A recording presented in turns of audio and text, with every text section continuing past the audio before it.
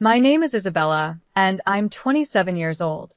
I work in a creative role at a software company in Florida. On the outside, it might look like I have an easy life, but things at home are quite messy. A year ago, my dad's company went bankrupt without warning. Since then, I had to move back to my hometown to live with my parents and my sister, Mary. Our family depends on my income to keep going. One evening, my mom started a conversation while we were sitting around. Isabella, Mary says she wants pork steaks for dinner tomorrow. I sighed quietly and replied, "Oh, and we're running out of money for groceries. We can't even afford pork. Can you help out a bit more with the food budget?" I frowned and said, "We're already out of food money, and it's not even the middle of the month yet." That's when Mary chimed in, "Big sis, you're not giving enough money for food." I was shocked. "What do you mean? I'm already giving $10,000. That should be more than enough." Mary snorted. "Big sis, prices are higher now. $10,000 isn't enough for a family of four anymore." I couldn't hold back my frustration. "Just $10,000? If you have a problem with it, why don't you get a job and help pay for the food yourself?" Mom jumped in, taking Mary's side. "It's hard to find a job. I feel bad for Mary." I couldn't help but feel bitter. Mary uses her so-called job search as an excuse, but the truth is, she's just sitting around doing nothing. Plus, the money I give is secretly being passed to Mary as pocket money by my mom. "Enough," I finally said. "If it's so hard to manage, why don't we sell this house and move back to Grandma's hometown? Maybe we could find jobs there and life wouldn't be so tough." But Mom shut that idea down right away. "No way, I'm not going back to that town. My grandma owns a successful Italian restaurant in Miami where we could work and we'd have free pizza and pasta to eat. Life would definitely be easier. But Grandma is really strict, especially when it comes to making pizza. My mom hates this and doesn't want to deal with the hard work of making pizza. My dad always says, 'Why are we so quick to ask Grandma for help when we're supposed to be supporting ourselves?' That's just being spoiled." I wanted to scream inside. How can they say I'm spoiled when I'm the one paying for everything and my sister doesn't even want to work? Mary should get a part-time job, too. She's 25 and lots of people work part-time while looking for a full-time job. I suggested this, but my mom was quick to argue. "No, Mary helps around the house, so she doesn't have time for a part-time job." What? That made no sense to me. "What are you talking about?" "I've never seen Mary do any housework," my dad jumped in. "Mary carries the dishes to the sink after meals, and she does her own laundry. Sometimes, she even gives me shoulder massages." I could feel myself getting angry. The housework my dad mentioned is stuff even a little kid could do. Meanwhile, I wake up early every morning to make breakfast for the whole family and pack my dad's lunch. On top of that, I'm the one managing the household finances and taking care of the taxes. But still, my parents always favor Mary. They've treated her better than me since we were kids. People say I'm pretty too, but Mary has always been considered more graceful and charming. That's why our parents have always treated her specially. You'd think I'd just leave this situation, but it's complicated and I can't move out easily. So I live with this stress every day. One day, time passed, and I didn't realize my sister had left the house. I thought she had just gone out like usual. But then the next day and the day after that, she was nowhere to be found. I started to get suspicious.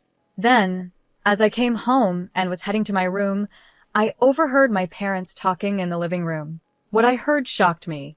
"I can't wait for the souvenirs from Louisiana. Mary is really lucky right now, relaxing on the beautiful beaches and eating at fancy restaurants," my mom said. "I want to go to Louisiana too. Maybe we should all go together next time," my dad added. I couldn't stay quiet anymore. "Wait, what are you talking about? Are you saying Mary is in Louisiana right now?" I asked, confused. My parents looked at me, surprised. "Yes, that's right," they said. I couldn't believe it. "But how? She doesn't have any money. I've even been holding back from shopping or going out to save." "Oh, she won a trip in a sweepstakes," my mom explained. "Mary's always been lucky with stuff like that." Apparently, Mary had won a trip to Louisiana, and I had no idea. Surprised, I decided to just accept their explanation for now. But the next day, while I was at work, I got a call from a credit card company that I wasn't expecting. I don't usually use my credit card much, so when the company called to inform me of high charges over the past 4 days, I was shocked. I couldn't remember making any big purchases. Feeling nervous, I asked how much had been spent, and the customer support agent told me it was $20,000 over 4 days. Right away, I knew who was behind it. It had to be my sister, Mary, enjoying her trip to Louisiana. She may have won the hotel stay and plane tickets, but she still needed money for souvenirs and other things. Determined to find out the truth, I called her. "What's going on? Explain yourself," I said. "Oh, I'm surprised you called, sis. I thought you were waiting for your souvenirs," Mary joked. "Stop messing around. You've been using my credit card without asking, haven't you?" She didn't even seem to care. "Did you notice?" "It was an accident," she said casually, and my anger grew. I regretted not realizing sooner that someone had gone through my stuff. What were you thinking? Using someone's credit card without permission is a crime. It might be a problem if it was someone else's, but we're family, Isabella. You should really study up on these things, she replied. How could you spend $20,000 in just 4 days? That's a crazy amount of money. Well, besides the free flight and hotel, I had to pay for all the other activities, shopping, and meals. I went to fancy restaurants, bought some branded stuff, and took taxis. Before I knew it, I spent over $20,000. Spending that much money is just not okay, Mary. What were you thinking? Why are you so mad? I used the card because it was going to expire soon. That's all, sis. I'll leave the bill to you, she said cheerfully, then hung up the phone. I was left speechless. The whole thing was so sudden. After that, Mary kept trying to contact me, but I ignored her. Eventually, she left a message on my voicemail saying, I guess I really messed up this time. I'm so foolish. I couldn't help but laugh at how casual she was about it. Later that evening, when I got home, my parents rushed to greet me. Welcome back, they said. How can you act so calm? Mary's in a tough spot, my mom added. Why did you stop the card? She's in trouble. So what? She used my card without permission, so of course I stopped it, I replied. As soon as the credit card company called, and I noticed the charges I didn't recognize, I canceled the card right away. Apparently, Mary tried to use the card after it was blocked and panicked when it didn't work. She then took out her frustration on me, but since I kept ignoring her, she finally turned to our parents for help. Your sister's in trouble in another country, and you're not going to do anything? Are you still saying that?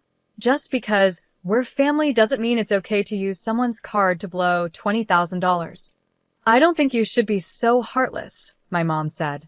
How can you be so cold? It's because of your attitude that you never get to go on trips.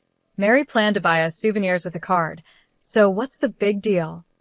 I couldn't believe what I was hearing. You two are unbelievable. How can you think that way? Are you sleep-talking during the day? You should be thinking clearly.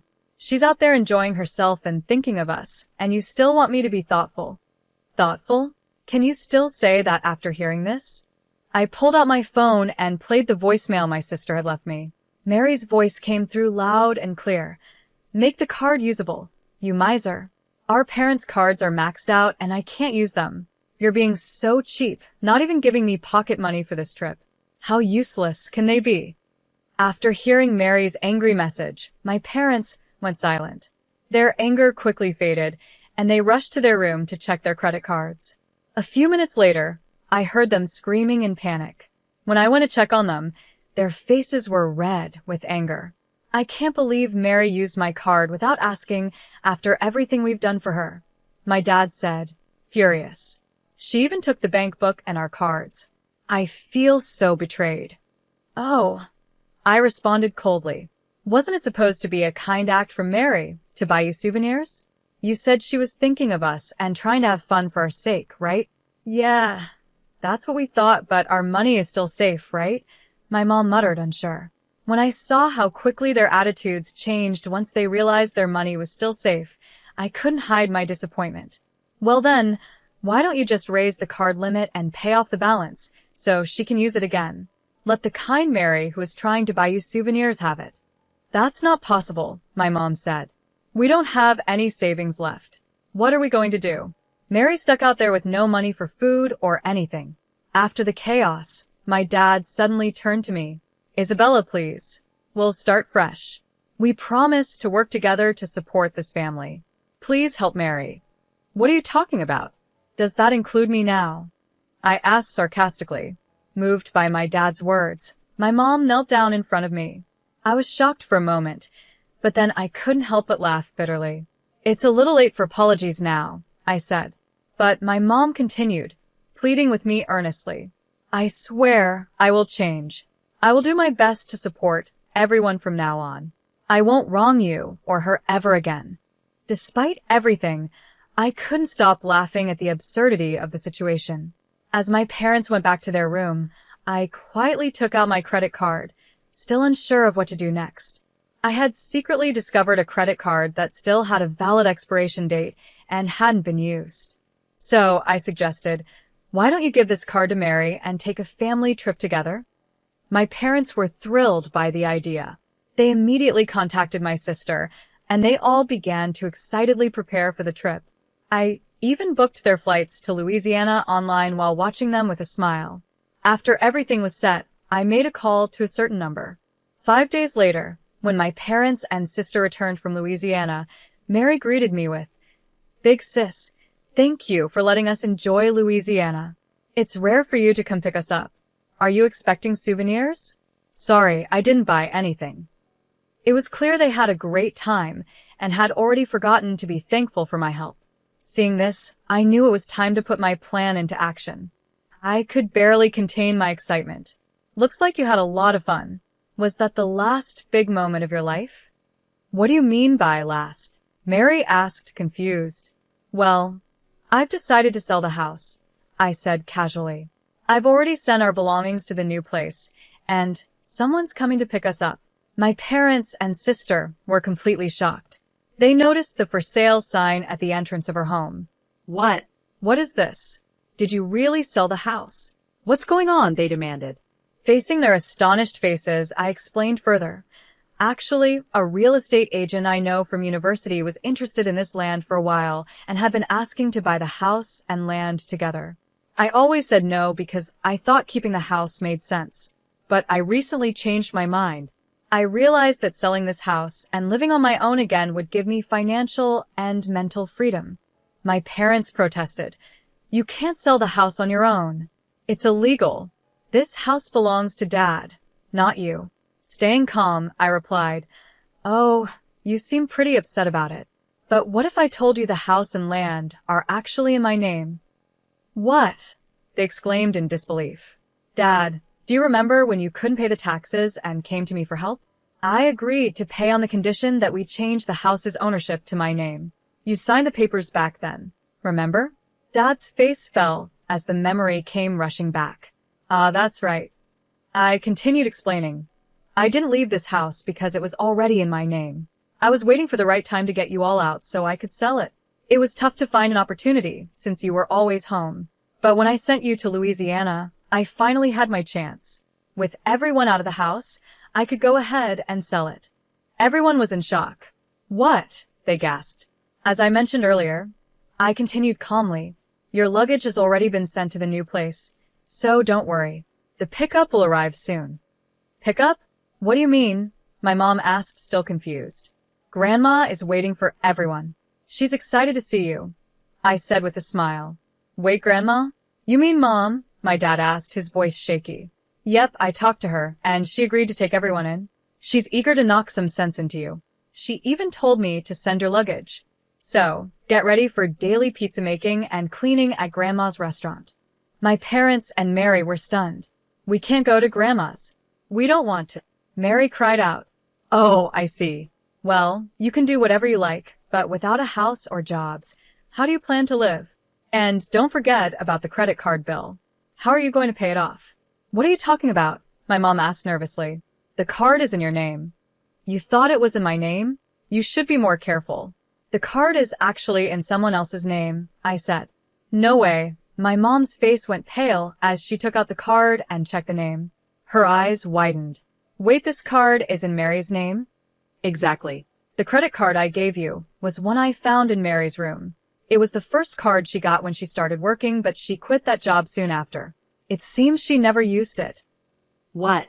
I've spent too much. What should I do now? My mom panicked. Well, since Mary's name is on the card, she has no choice but to pay it off. And you'll all need to work hard at Grandma's to cover your stay, without causing any trouble. Mary resisted until the very end, but our parents, seeing no other option, stayed silent and waited for Grandma's arrival. When she came, they all headed to her house and restaurant in Miami.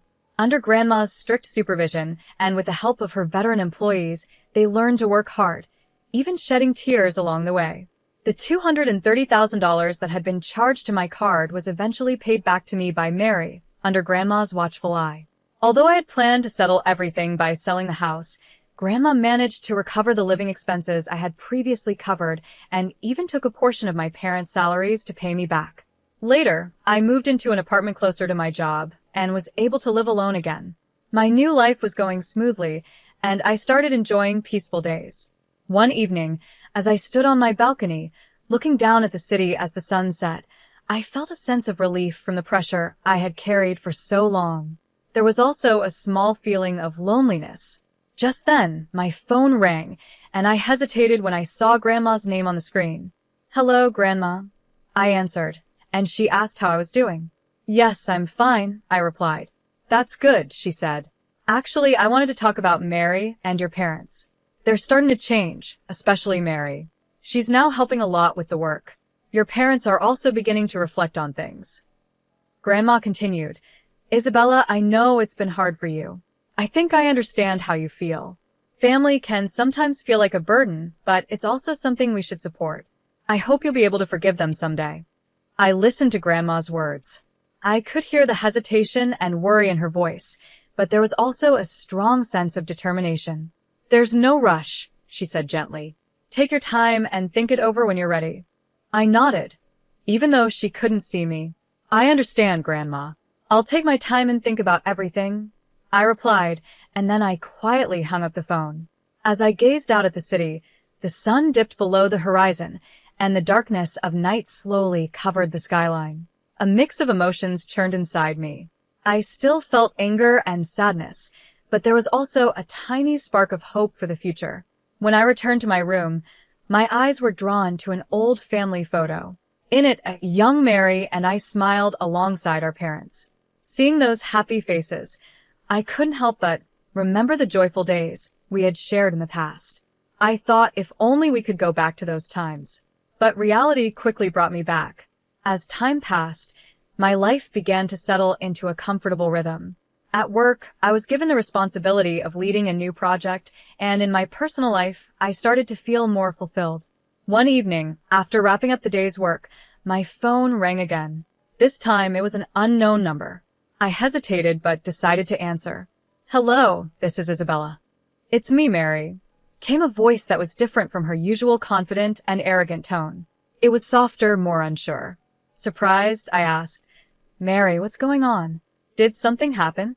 "Sorry for calling out of the blue, actually," she started to say. "I want to meet you in person. I want to talk to you," Mary said softly. Her voice had a humility and growth that I never expected from her. "Why do you want to meet?" I asked quietly, waiting for her answer. Mary's voice, though shaky, was calm and sincere, showing how much she had changed. "Big sis, I want to apologize from the bottom of my heart. I felt that a phone call wouldn't fully express how I feel. That's why I want to see you in person, to truly and sincerely say I'm sorry." I could hear how genuine she was. Without interrupting, I listened quietly. "If it's too hard for you to meet me, that's okay. I just want to respect how you feel," Mary continued. After a moment of silence, I finally responded. "All right, let's meet next Sunday at 3 p.m. at the cafe near the station." "Really? That makes me so happy." "Thank you, big sis," Mary replied, sounding relieved. After I hung up the phone, I took a deep breath to gather my thoughts. I wasn't sure if meeting her was the right decision, but deep down, I hoped that it might lead to something positive. On the day we were supposed to meet, I arrived at the cafe earlier than planned. As I sat there, my heart was racing, and I felt a mix of nervousness and anticipation. The clock seemed to move slowly, but eventually, the door to the cafe opened and Mary walked in. She looked different. Her face was free of makeup, her clothes were simple, and most of all, her eyes showed real change. She walked up to my table slowly and began apologizing right away. "Big sis, I am truly, truly sorry." In that moment, I could feel the change in her, and for a second, I wasn't sure how to respond. "Mary," I began, but she kept talking, holding back tears. "Working at Grandma's place made me realize how much I relied on you. I took you for granted all these years.